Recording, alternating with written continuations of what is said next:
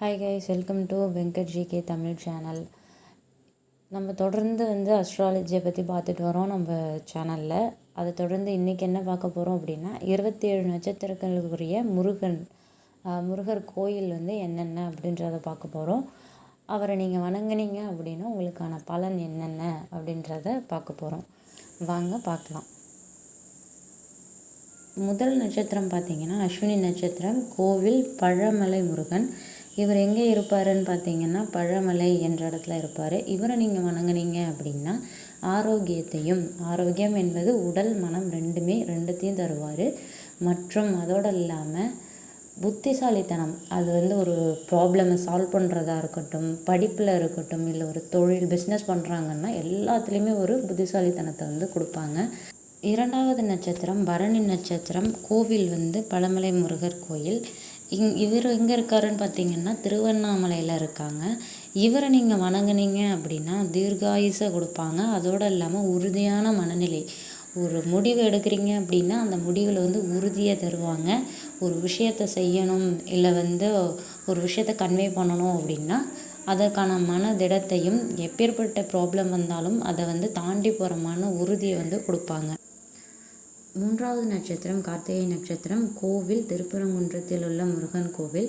இவரை வணங்குனீங்க அப்படின்னா வெற்றி, அழகு, அறிவு மூன்றையும் தருவார். ஓகே, ஸோ இதை எப்படி சொல்லலாம் அப்படின்னா, ஒரு விஷயம் நீங்கள் உங்கள் மனதில் நினைக்கிறீங்க, அதை செய்யணும் அப்படின்னு ஃபஸ்ட்டு எண்ணங்கள் அழகாக இருக்கணும் இல்லையா? அந்த எண்ணங்களுக்கு ஏற்ற அறிவு, அந்த எண்ணங்களை எப்படி செயல்படுத்தணுன்ற அறிவு வேணும். அந்த அறிவையும் அந்த எண்ணங்களை வச்சு நீங்கள் முடிக்க போகிற காரியத்தில் வெற்றியையும் தருவார். நான்காவது நட்சத்திரம் ரோஹிணி நட்சத்திரம். இவங்க கும்பிட வேண்டிய முருகர் சுவாமிமலையில் இருக்கிற முருகன் கோவில். இவரை கும்பிட்டீங்க அப்படின்னா உங்களுக்கு செல்வம், புகழ், அமைதி எல்லாமே கிடைக்கும்.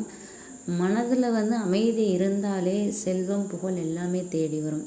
ஏன் அப்படின்னா ஒரு இடத்துக்கு போகிறீங்கன்னா அங்கே பண்பாகவும் நம்மளுடைய தன்மை எப்படி இருக்கோ அதை பொறுத்து தான் ஆப்போசிட் பார்ட்டி ரியாக்ட் பண்ணுவாங்க. இல்லை எந்த விஷயமா இருந்தாலுமே நம்மளுடைய வார்த்தைகளில் கவனமாகவும் அமைதியாகவும் இருக்கும்போது புகழ், செல்வம் ரெண்டுமே கிடைக்கும். ஐந்தாவது நட்சத்திரம் மிருகசீரிஷ நட்சத்திரம். இவங்க வணங்க வேண்டிய முருகர் சென்னை வடபழனியில் உள்ள முருகன் கோயில். இவரை வணங்குனீங்க அப்படின்னா உங்களுக்கு புத்திசாலித்தனம் ப்ளஸ் தொழிலில் முன்னேற்றம் ரெண்டுமே 2 in 1 இல்லையா? நீங்கள் தொழிலில் முன்னேறணும் அப்படின்னா எவ்வளோக்கு எவ்வளோ இன்வெஸ்ட்மெண்ட் முக்கியமோ அதே மாதிரி புத்திசாலித்தனமும் முக்கியம். இந்த காலகட்டத்தில் நம்ம கூர்மையாக இருந்தால் மட்டும்தான் நம்ம பிஸ்னஸில் முன்னேற முடியும் இல்லையா? அந்த புத்திசாலித்தனத்தையும் தொழில் முன்னேற்றத்தையும் கொடுப்பார். ஆறாவது நட்சத்திரம் திருவாதிரை நட்சத்திரம். இவங்க வணங்க வேண்டிய முருகர் கும்பகோணத்தில் இருக்கிற பைரவ மலையடி முருகர். இவரை தான் நீங்கள் வணங்கணும். இவரை வணங்குனீங்க அப்படின்னா மனிதர்கள் எல்லாமே வேண்டி கேட்குற கவலை இல்லா வாழ்வை கொடுப்பாரு. மன அமைதி, சுற்றுச்சூழல் அமைதி, உங்களுக்கு எல்லாமே நல்லதாகவே நடக்கும். ஏழாவது நட்சத்திரம் புனர்பூசம். இவங்க எந்த முருகரை கும்பிடணும் அப்படின்னா பொள்ளாச்சியில் இருக்கிற பாலமலை முருகரை கும்பிடணும். இவரை கும்பிட்டீங்க அப்படின்னா உங்களுக்கு குடும்ப வாழ்க்கை சிறப்பாக இருக்க அருள் புரிவார்.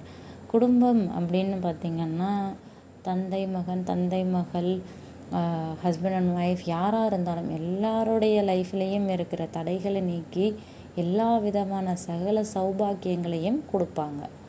இன்னும் சொல்லப்போனால் 16 செல்வங்களையும் உங்கள் குடும்பத்துக்கு கொடுப்பாங்க. எட்டாவது நட்சத்திரம் பார்த்திங்க அப்படின்னா பூசம். இவங்க எந்த முருகர் கும்பிடணும் அப்படின்னா நாகப்பட்டினத்தில் இருக்கிற 8 முருகனை வணங்கணும். இவரை வணங்கினீங்க அப்படின்னா ஆன்மீக வளர்ச்சி, மகிழ்ச்சி இரண்டுமே தருவார். ஆன்மீக வளர்ச்சின்றது என்னென்னா நீங்கள் எல்லோரும் நினைக்கக்கூடாது சன்னியாசி அப்படின்னு நினைக்கக்கூடாது. ஆன்மீக வளர்ச்சின்றது நம்ம முருகர் மேலேயோ இல்லை உங்கள் இஷ்ட தெய்வத்து மேலேயோ இல்லை ஆன்மீக சிந்தனைகள் மேலே ஒரு நாட்டம் இருக்கிறது. இந்த நாட்டம் எப்பொழுதுமே ஒரு மனுஷனை நல்வழிப்படுத்தும், நல்ல சிந்தனைகளையும் வாழ்க்கையில் மகிழ்ச்சியையும் கொடுக்கும். 9வது நட்சத்திரம் ஆயில்ய நட்சத்திரம். இவர்கள் வணங்க வேண்டிய முருகர் கோவில் விழுப்புரத்தில் உள்ள மலையந்தி முருகன் கோவில். இவரை நீங்கள் வணங்குனீங்க அப்படின்னா உங்கள் வாழ்க்கையில் இருக்கிற தொல்லைகள் தீரும், நேர்மறை ஆற்றல் பெருகும். தொல்லைகள் அப்படின்றது வந்து மன ரீதியான உடல் ரீதியான 2 தொல்லைகளுமே, அது நோயாக இருக்கட்டும், கடன் பிரச்சனையாக இருக்கட்டும், இல்லை வந்து சொற்களால் ஏற்படுற தொல்லைகள், ஒருத்தவங்க வந்து நம்மளை ஏதாவது வித்தியாசமாக சொல்லிட்டா நம்ம மனசு கஷ்டப்படுது இல்லையா, அந்த தொல்லைகள், எல்லா தொல்லைகள் இருந்துமே விடுதலை கிடைக்கும். வாழ்க்கையில் நமக்கு தேவையான நேர்மறை ஆற்றலை வந்து அதிகமாக அள்ளி கொடுப்பாங்க. பாசிட்டிவிட்டி தான் எல்லாமே இல்லையா. 10வது நட்சத்திரம் மக நட்சத்திரம். இவங்க வணங்க வேண்டிய முருகர் வந்து பழனி முருகன் கோவில் போயிட்டு பழனி முருகனை வந்து தரிசனம் செய்யணும். அப்படி வணங்கினாங்க அப்படின்னா அவங்க வாழ்க்கைக்கான செல்வம், உயர்வு, தன லாபம் அப்படின்னு பார்த்தீங்கன்னாலே ஒரு பிஸ்னஸ் பண்ணுறீங்க அப்படின்னா உங்களுக்கு லாபம் அதிகமாக இருக்கும். செல்வம்ன்றது வந்து பிள்ளை செல்வமாக இருக்கட்டும், இல்லை வந்து உங்கள் வாழ்க்கைக்கு தேவையான பணமாக இருக்கட்டும், எல்லாமே கிடைக்கும். உங்கள் வாழ்க்கை வந்து ஒரு உயர்வுக்கு வரும், ஒரு நல்ல முன்னேற்றம் வந்து ஏற்படும். 11வது நட்சத்திரம் பூர நட்சத்திரம். இவர்கள் வந்து திருவள்ளூரில் உள்ள திருத்தணி முருகனை வணங்கினால் திருமண வாழ்க்கை வந்து மேம்படும்.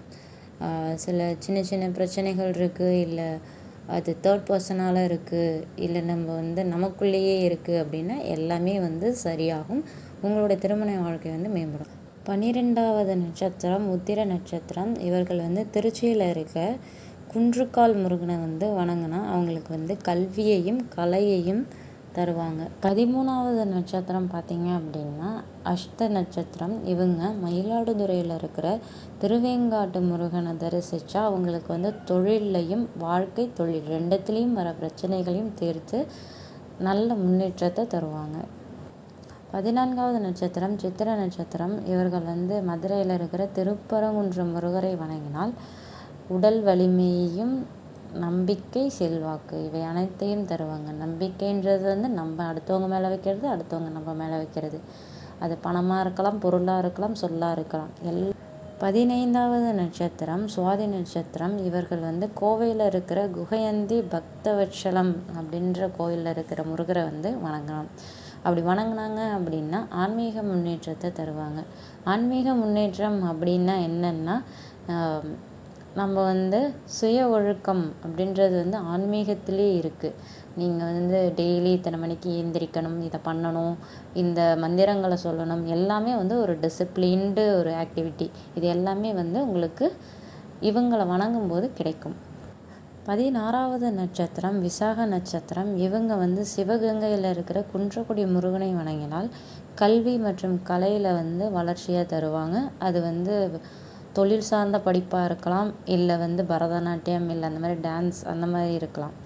எல்லா துறையிலையுமே ஒரு நல்ல வளர்ச்சியை கொடுப்பாங்க. 17வது நட்சத்திரம் அனுஷ நட்சத்திரம். இவர்கள் வந்து பூம்புகாரில் இருக்கிற முருகனை வணங்கினாங்கன்னா அவங்க குடும்பத்துக்கான நலனையும் மகிழ்ச்சியையும் கொடுப்பாங்க.